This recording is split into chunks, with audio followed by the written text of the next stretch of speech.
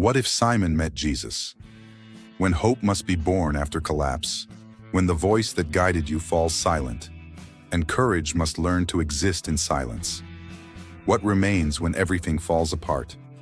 Who do you become when the person who believed in you is no longer there to remind you of it?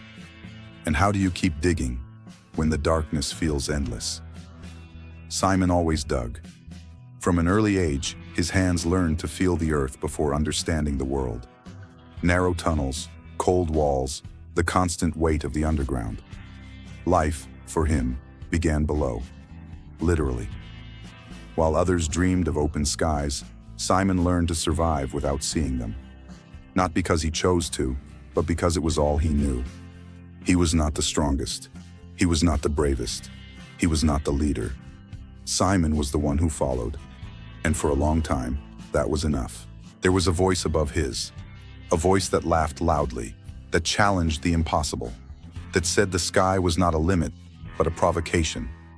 Kamina believed for two, dreamed for two, walked for two, and Simon simply trusted.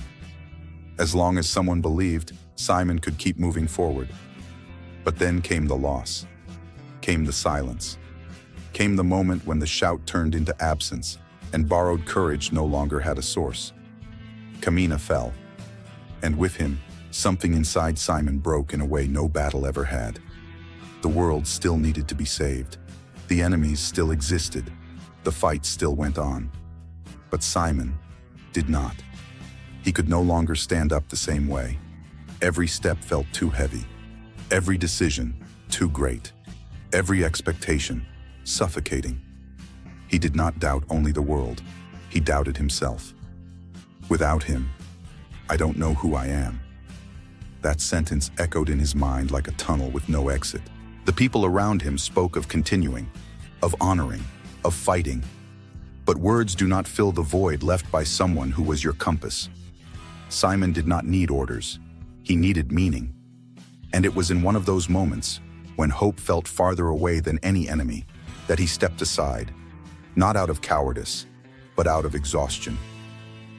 He walked to a distant hill where the ground still held the marks of ancient battles. The sky was overcast, neither clear nor completely dark. An undecided sky, like him.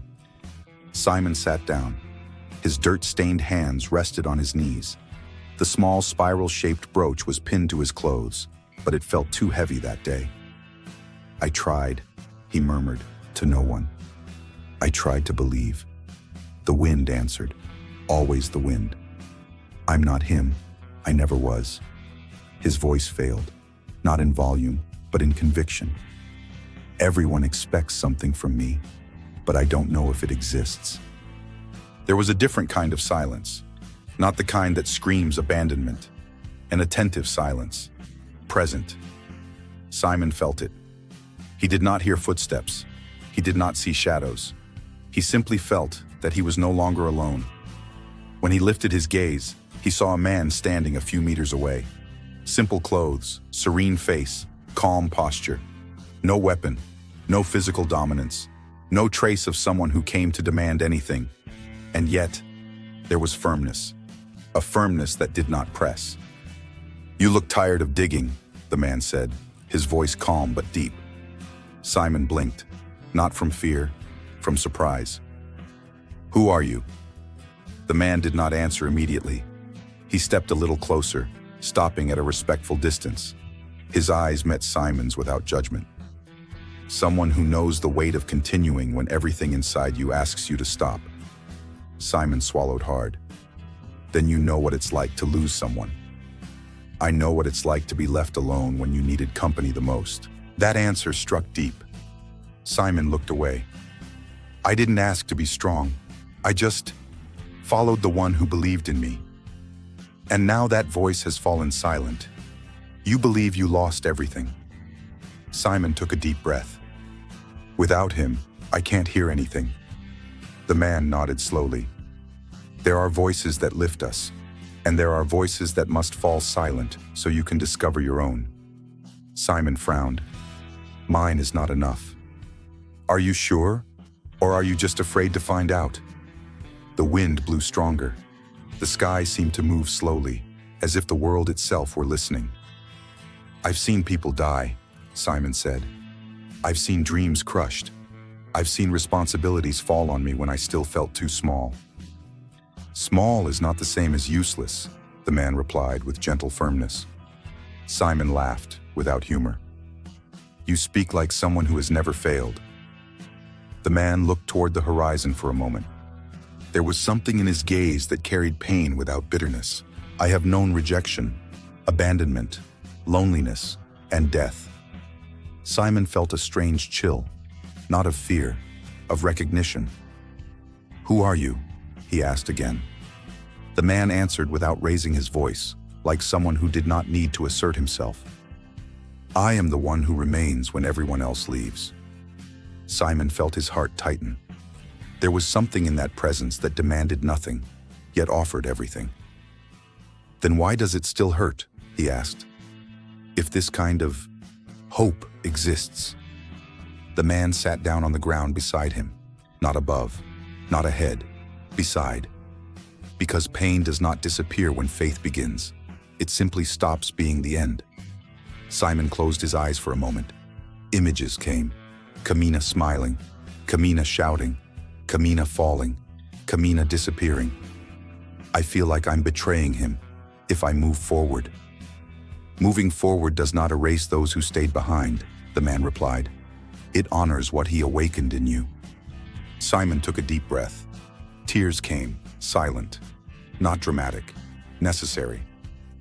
"I don't know how to lead," he confessed. "I don't know how to inspire. I don't know if I'm enough."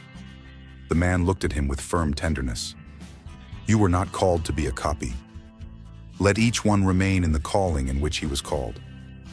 But everyone expects me to be, and I expect you to be faithful." Simon wiped his face with the back of his hand. "Faithful to what?" "To what was born in you, even when you didn't notice." The silence returned. But now it was not empty. It was space. Simon looked at the spiral brooch. "And if I fall, I will be with you. Behold, I am with you always. Even if I doubt, especially when you doubt. For the righteous shall live by faith." Simon felt something different. Not an explosion of courage, not a shout, not a heroic impulse. It was simpler. It was stability. "You want me to continue," he said slowly. "I want you to trust," the man replied. "Continuing will be the consequence. And if the world remains cruel, it will," he said honestly. "But you will not be alone." Simon took a deep breath. The weight in his chest did not vanish, but it no longer crushed him. "You are..." Simon hesitated. The man smiled in a way that needed no explanation. "I am the way. I am the way, the truth, and the life." Simon lowered his head, not in submission, in acceptance. "Then, teach me to believe, even when I feel nothing." "Faith is not feeling," the man replied. "It is remaining." The wind blew again. The clouds began to move slowly, letting a faint beam of light pass through. When Simon lifted his eyes, the man was no longer there. But he was. Not as a visible presence, as a silent certainty. Simon stood up. Not as a hero, but as someone who chose not to stop. He looked toward the horizon. The battle still existed. The world still needed courage. But now, he no longer depended on another's voice to move forward. He took a deep breath. "I believe," he said softly. "And perhaps this story is not only about Simon. Perhaps it is about you. About the day the person who guided you was no longer there. About the moment you realized you needed to walk on your own legs. About a faith that does not shout, but sustains. Jesus does not replace the voices that are gone. He teaches you not to lose yourself when they fall silent. If today you feel this emptiness, do not run from it. Remain. Say only, I continue. And trust. If this story spoke to you, write in the comments. I keep digging. Share it with someone who lost hope in silence. Subscribe to the channel for more stories that transform pain into faith. Because even after the collapse, hope can still be born.